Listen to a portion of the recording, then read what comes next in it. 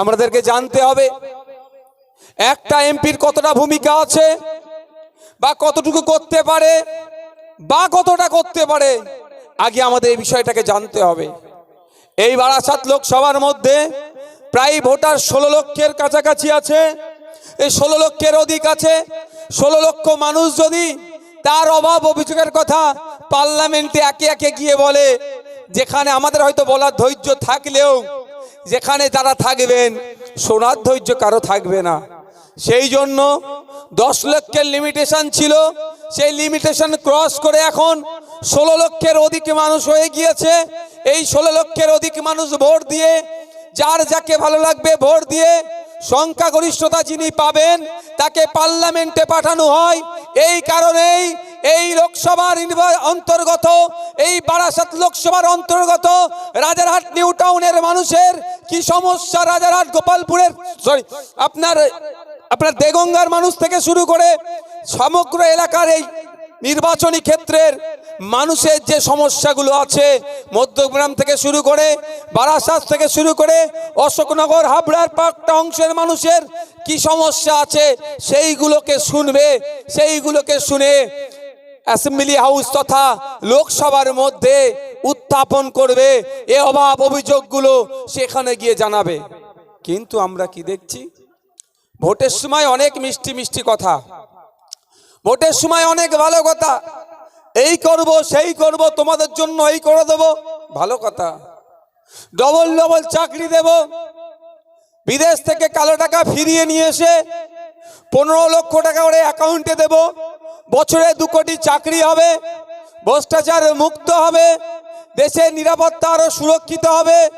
অনেক কথা বললো, বেকারত্ব কমে যাবে, অনেক মিষ্টি মিষ্টি কথা বললো, আমাদের ভোট নিল। কিন্তু দুঃখের বিষয় কি দেখলাম, বিগত বছরে পার্লামেন্টে আমরা বারাসাত লোকসভার মানুষজনেরা ভোট দিয়ে পার্লামেন্টে পাঠালাম। কিন্তু দুঃখের বিষয়, পার্লামেন্টে গিয়ে জনগণের জনপ্রতিনিধি হতে পারলো না। পার্লামেন্টে গিয়ে ওখানে বিজেমূল সেটিংকে আরো এগিয়ে নিয়ে গেল। তার আমি জ্বলন্ত উদাহরণ দিচ্ছি আপনাদের। এই বারাসাত লোকসভার বিভিন্ন শ্রেণীর মানুষজন আছেন, কৃষক শ্রেণীর মানুষ আছেন, কেউ কলকারখানায় কাজ করেন, শ্রমজীবী মানুষ এক কথায় ম্যাক্সিমাম আছেন। কৃষকেরও কিন্তু অংশ কোন অংশে কম নাই এই বারাসাত লোকসভার।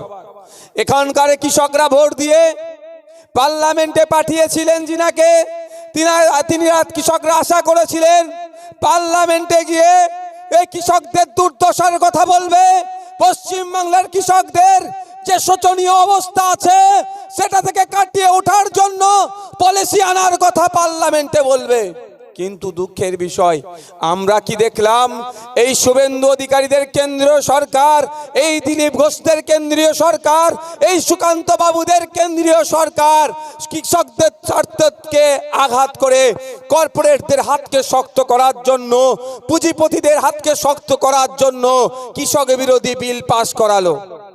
আর আমরা যাকে পার্লামেন্টে পাঠালাম কৃষকদের হয়ে কথা বলার জন্য, কিন্তু দুঃখের বিষয় পার্লামেন্টে গিয়ে কৃষকদের হয়ে কথা বলা তো দূরের কথা, যখন কৃষকদের বিরুদ্ধে পার্লামেন্ট থেকে বিল পাস হচ্ছিল, এই বিদায়ী এমপি বর্তমান তৃণমূল কংগ্রেসের যিনি প্রার্থী, তিনি কৃষকদের হয়ে একটা শব্দও কিন্তু খরচ করেনি। তাই সময় এসেছে বারাসাত লোকসভার মানুষদেরকে বলবো, বারাসাত লোকসভার কৃষক বন্ধুদেরকে বলবো, উঠুন, জাগ্রত হন। আপনার স্বার্থে যখন আঘাত দিয়েছে, যাকে বলার জন্য পার্লামেন্টে পাঠিয়েছিলেন সে আপনার হয়ে কথা বলেনি। তাই সময় এসেছে, 2019-এ পাঠিয়ে ভুল করেছিলেন, আপনি ভেবেছিলেন আপনার হয়ে কথা বলবে পার্লামেন্টে, বরঞ্চ যারা আপনার বিরোধিতা করছে পার্লামেন্টে তাদেরকে বকলমে সহযোগিতা করেছে। তাই 2024-এ কৃষক ভাইদেরকে সর্বপ্রথম এগিয়ে আসতে হবে, ওই কাকুলি ঘোষ দস্তিদারের তথা তৃণমূলের বিপক্ষে দিয়ে তাদেরকে পরাজিত করতে হবে। আমরা পার্লামেন্টে পাঠালাম আমাদের হয়ে কথা বলার জন্য, কিন্তু দুঃখের বিষয় কি দেখছি, আমাদের বিরুদ্ধে যখন বিল পাস হয়েছিল, অর্থাৎ কৃষকদের বিরুদ্ধে যখন বিল পাস হয়েছিল, বিরোধিতা করেনি, বরঞ্চ বকলমে তাকে সহযোগিতা করেছে। আর আমাদের ভুলে গেলে চলবে না, সুকান্ত বাবুদের সরকারকে আমাদের ভুলে গেলে চলবে না।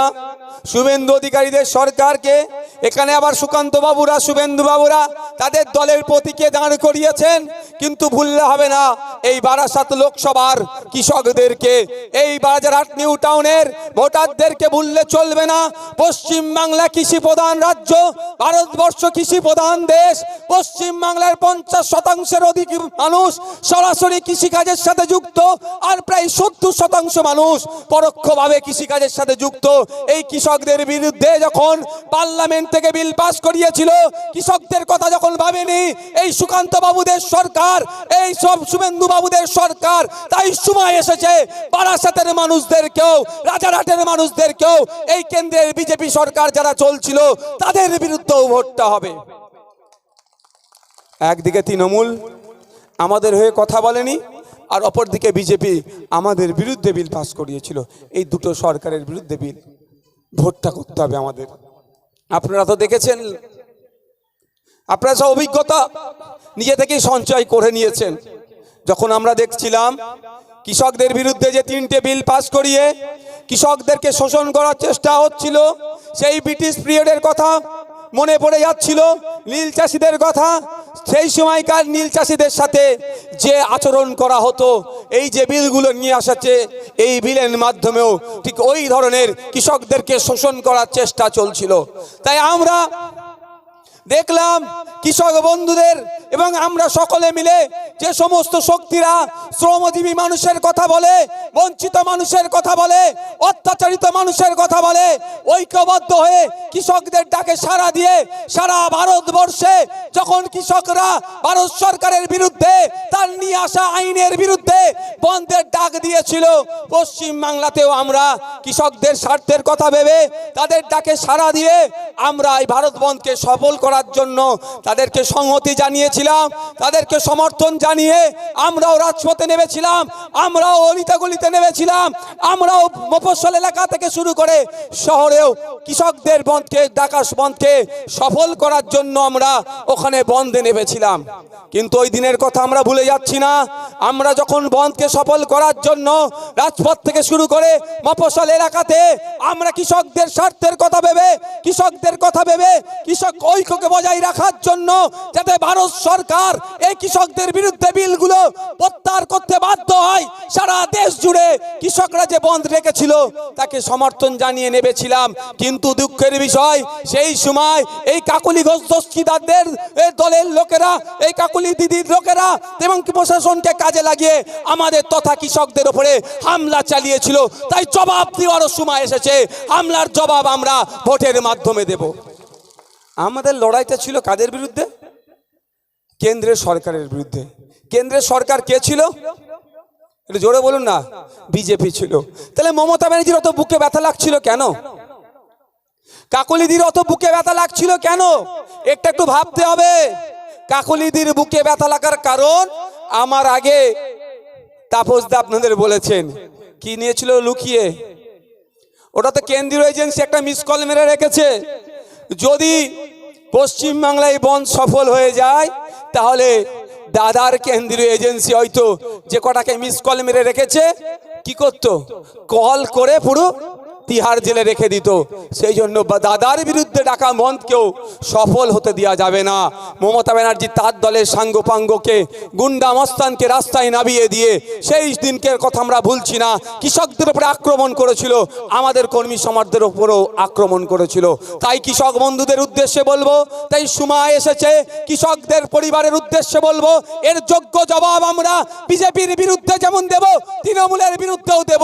আগামী জুন মাসের 1 তারিখে এই বিজেপি এবং তৃণমূলের বিরুদ্ধে ভোট দেবেন। কাম চিহ্ন ভোট দিয়ে আমাদের মধ্যে থেকে তাপস ব্যানার্জি মহাশয়কে পার্লামেন্টে পাঠাবেন। পার্লামেন্টে গিয়ে তিনি একদিকে কৃষকদের কথা বলবেন, শ্রমজীবী মানুষের কথা বলবেন, আপনার শিক্ষার অধিকারের নিয়ে কথা বলবেন।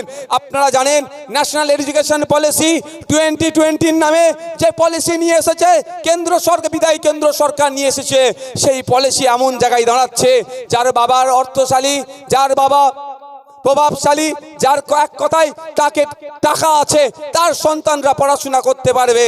আর আপনার আমার খেটে খাওয়া সমাজের ছেলে মেয়েদের সন্তানগুলোকে সেই অর্থে আর পড়াশোনা করার সুযোগ থাকবে না। এর বিরোধিতা কিন্তু পার্লামেন্টে কাকুলি দিদি করলেন না। তাই আমরা যারা শ্রমজীবী মানুষ, দিন আনে দিন খাই, সকালে মাঠে যাই, সন্ধ্যায় মাঠে ফিরি, সবজি বিক্রেতা, ভ্যান চালক, কলকারখানায় কাজ করি, আমরা ন্যূনতম মজুরি ঠিকঠাক পাচ্ছি না, তাদের বলবো ঐক্যবদ্ধ হন। আপনার অধিকারের জন্য আগামী দিনে পার্লামেন্টে গিয়ে আপনার মজুরি যাতে বৃদ্ধি হয় তা হওয়া থেকে শুরু করে আপনার যে সমস্ত অধিকারগুলো হনন হচ্ছে সেই বিষয়ে সোচ্চার হবে, আওয়াজ তুলবে বলিষ্ঠ কণ্ঠে। তাই জনগণের উদ্দেশ্যে বলবো, আমাদের ভুলে গেলে চলবে না। নুপুর শর্মার কথা মনে আছে তো নাকি? মনে আছে তো? নবান্নের 14 তলা থেকে কি বলেছিলেন মমতা ব্যানার্জি? যে নুপুর শর্মা যখন হজরত মুহাম্মদ সাল্লাল্লাহু আলাইহি সাল্লাম সম্পর্কে কুমন্তব্য করেছিল, অশ্লীল মন্তব্য করেছিল, অবাঞ্ছিত মন্তব্য করেছিল, পশ্চিম বাংলার ধর্মপ্রাণ মুসলমান যখন গণতান্ত্রিক প্রক্রিয়াতে এর প্রতিবাদ করছিল, মাননীয় তখন কিন্তু আমাদের উদ্দেশ্যে বলেছিল, মুসলমানদের উদ্দেশ্যে বলেছিল, ধর্মপ্রাণ মানুষের উদ্দেশ্যে বলেছিল, এটা দিল্লির বিষয়, দিল্লি গিয়ে প্রতিবাদ করুন। তখন থেকে আমরা ভুলছি না। হ্যাঁ, এটা দিল্লির বিষয় আপনি বলছেন, আমার রাজ্য অধিকারের প্রতিবাদের অধিকার আছে, তারপরও আপনি আমাদেরকে অপমানিত করেছেন। আপনি হযরত মুহাম্মদ সাল্লাল্লাহু আলাইহি সাল্লামকে মাননেওয়ালা, তার ফলোয়ার্সদেরকে আপনি অপমানিত করেছেন। তাই তারা প্রতিজ্ঞাবদ্ধ হয়েছে, আগামী দিনে আমরা তাপস ব্যানার্জিকে দিল্লি পাঠাবো। আমাদের অধিকারের কথা তাপস ব্যানার্জি দিল্লি থেকে লড়াই করবে, আর আমরা মাঠে ময়দানে গণতান্ত্রিক প্রক্রিয়াতে লড়াই করব। বলেছিল না দিল্লি গিয়ে আন্দোলন করতে? আমরা তো পশ্চিম বাংলা থেকে দিল্লিতে পাঠিয়েছিলাম আমাদের হয়ে আন্দোলন করার জন্য, করেনি, ব্যর্থ হয়েছে, আর আমাদেরকে টিপ্পিনি কেটেছে। তাই আমরাও কি করব? আগামী দিনে আমাদের কোনো বিষয় দিল্লিতে তোলার দরকার হলে, দেশের আইনসভার মধ্যে তোলার দরকার হলে, কোনো মমতা ব্যানার্জির মুখাপেক্ষী আমরা হব না, কোনো শুভেন্দু অধিকারীর মুখের দিকে